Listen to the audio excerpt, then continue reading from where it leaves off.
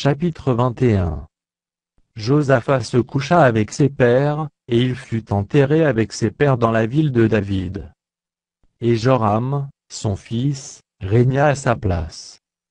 Joram avait des frères, fils de Josaphat: Azaria, Joël, Zachari, Azaria, Michaël et Shephatia, tous fils de Josaphat, roi d'Israël. Leur père leur avait donné des présents considérables en argent, en or, et en objets précieux, avec des villes fortes en Juda, mais il laissa le royaume à Joram, parce qu'il était le premier-né. Lorsque Joram eut pris possession du royaume de son père et qu'il se fut fortifié, il fit mourir par l'épée tous ses frères, et quelques-uns aussi des chefs d'Israël. Joram avait 32 ans lorsqu'il devint roi, et il régna 8 ans à Jérusalem. Il marchait dans la voie des rois d'Israël, comme avait fait la maison d'Achab, car il avait pour femme une fille d'Achab, et il fit ce qui est mal aux yeux de l'Éternel. Mais l'Éternel ne voulut point détruire la maison de David, à cause de l'alliance qu'il avait traitée avec David, et de la promesse qu'il avait faite de lui donner toujours une lampe, à lui et à ses fils. De son temps, Édom se révolta contre l'autorité de Juda, et se donna un roi. Joram partit avec ses chefs et tous ses chars, s'étant levé de nuit, il battit les Édomites qui l'entouraient et les chefs des chars. La rébellion d'Édom contre l'autorité de Juda a duré jusqu'à ce jour.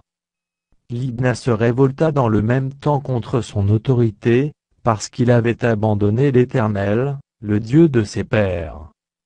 Joram fit même des hauts lieux dans les montagnes de Juda, il poussa les habitants de Jérusalem à la prostitution, et il séduisit Juda.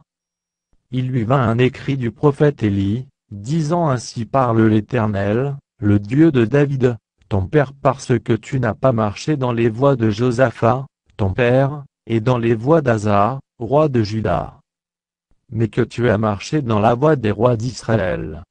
Parce que tu as entraîné à la prostitution Juda, et les habitants de Jérusalem, comme l'a fait la maison d'Achab à l'égard d'Israël, et parce que tu as fait mourir tes frères, meilleurs que toi, la maison même de ton père, Dash. Voici, l'Éternel frappera ton peuple d'une grande plaie, tes fils, tes femmes, et tout ce qui t'appartient. Et toi, il te frappera d'une maladie violente, d'une maladie d'entrailles, qui augmentera de jour en jour jusqu'à ce que tes entrailles sortent par la force du mal.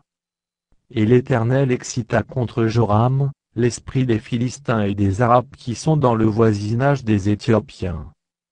Ils montèrent contre Juda, ils firent une invasion, pillèrent toutes les richesses qui se trouvaient dans la maison du roi, et emmenèrent ses fils et ses femmes, de sorte qu'il ne lui resta d'autre fils que Joachaz, le plus jeune de ses fils. Après tout cela, l'Éternel le frappa d'une maladie d'entrailles qui était sans remède. Elle augmenta de jour en jour, et sur la fin de la seconde année, les entrailles de Joram sortirent par la force de son mal.